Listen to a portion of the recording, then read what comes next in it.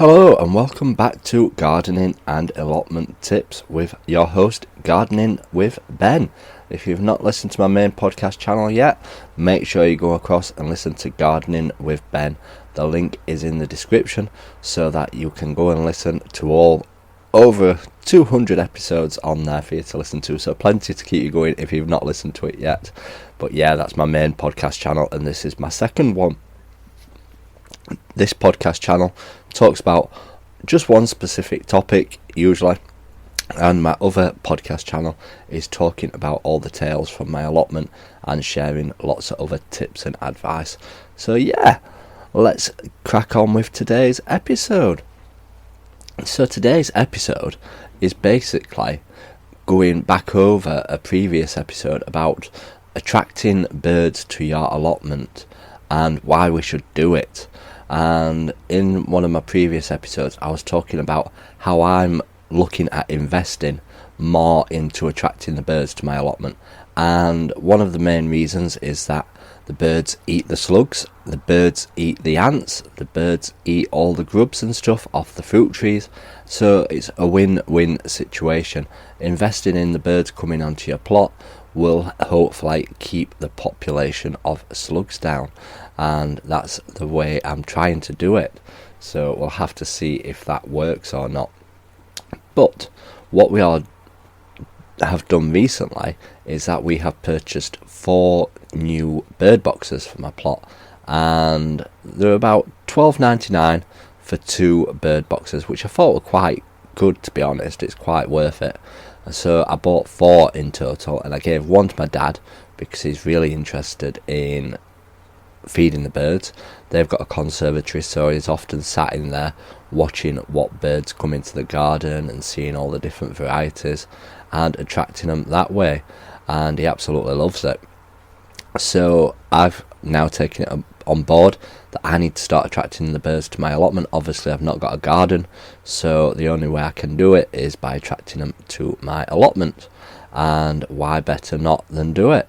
So I recently went out and purchased all brand new bird feeders, all different varieties of bird food, and yeah, there's plenty more varieties out there, so maybe possibly I will be getting some other varieties as well. But we'll see how we get on and see about how much it's going to cost, because I have been filling them up every couple of days, and wow, they certainly do go down fast. And yes, it has attracted a Mr. Ratty, but he's not causing any damage on the plot. He's just coming along, eating the seed and then disappearing again. So I'm not in too much fussing about it at the moment. Hopefully the allotment cat will find him and get him. But while he's not causing any damage, I'm not going to scare him off. So we put up these new bird houses today, and yeah, they look absolutely fantastic. And as I've mentioned in my other podcast channel, when I was talking about it, I was in the polytunnel tidying up, cleaning up, because it was absolutely chucking it down outside, and my dad shouted at me like, Ben, get outside, the blue tits have found your bird houses. And I'm thinking, surely that can't be right, I've only put them up an hour ago, and these bird houses are near where the bird feeders are. So I went outside and it was right, a blue tit just popped his head out of the birdhouse and flew off. And I thought, oh, he's just checking them out. But then I sat and watched, and he started fetching all the twigs, all the moss, everything to the birdhouse.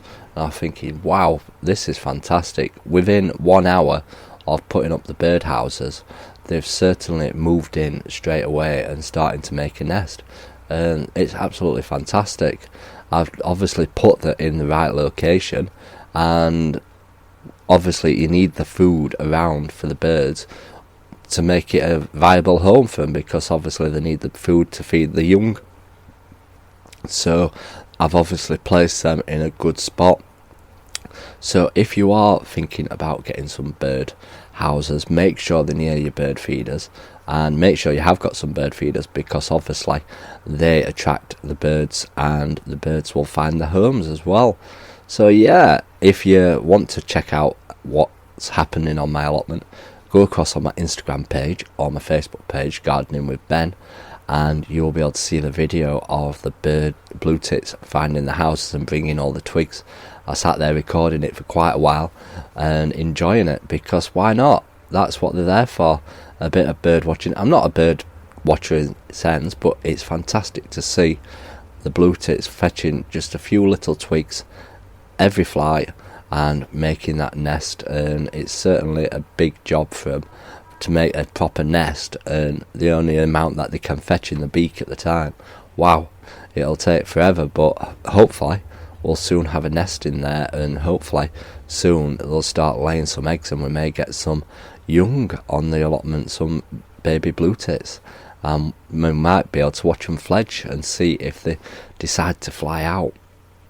But yeah, it's definitely interesting. So if you've got the opportunity to put up a birdhouse, please do so and encourage the blue tits to your garden and watch in amazement, because now is obviously at the time when they're going to be laying the eggs and creating those nests and getting laying. And yeah, I'm hoping to see how many blue tits we can get hatching in it. And obviously if you've got an old birdhouse up what's had a nest in previously, make sure you take it down, clean it out, and yeah, get rid of any previous nests, because another blue tit won't move in while there's a previous nest in there as well. So you need to go in there and clean it out, ready for this year. So let me know if you've managed to attract any blue tits to your garden or any other birds to your garden. I've just been out and bought some raisins for my plot to try them, because I know blackbirds like raisins. My dad used to put raisins out on his bird feeder in our old house, and the blue tit, not the blue tits or the robins, the blackbirds absolutely loved them. So I'm hoping to see if we can get some blackbirds down there, because I do love to see blackbirds as well. I don't really see many blackbirds on our allotment site. They're quite a rarity. So to get some blackbirds down would be absolutely fantastic. So we'll have to see if we manage to do so or not. But I'll be sat there with my camera and my video, waiting to record it. But yeah, it's amazing seeing all the wildlife moving onto my plot. Over the months, I'm going to look at ways of attracting more and more wildlife to the plot, because that is their home, that is their haven. We need to look after the wildlife, and the wildlife will look after us in growing vegetables and everything as well. So yeah, I hope you've enjoyed today's episode. If you're new to this podcast, do click that subscribe or that follow button, and you will get notified when new podcasts come up. If you've not checked out my other podcast channel, there is a link in this description to it, or you can just search Gardening with Ben on any platform. You can even ask Alexa to play Gardening with Ben, and she certainly will do. So yeah, until next time, remember, keep smiling, keep gardening, and keep listening to Gardening with Ben's podcasts.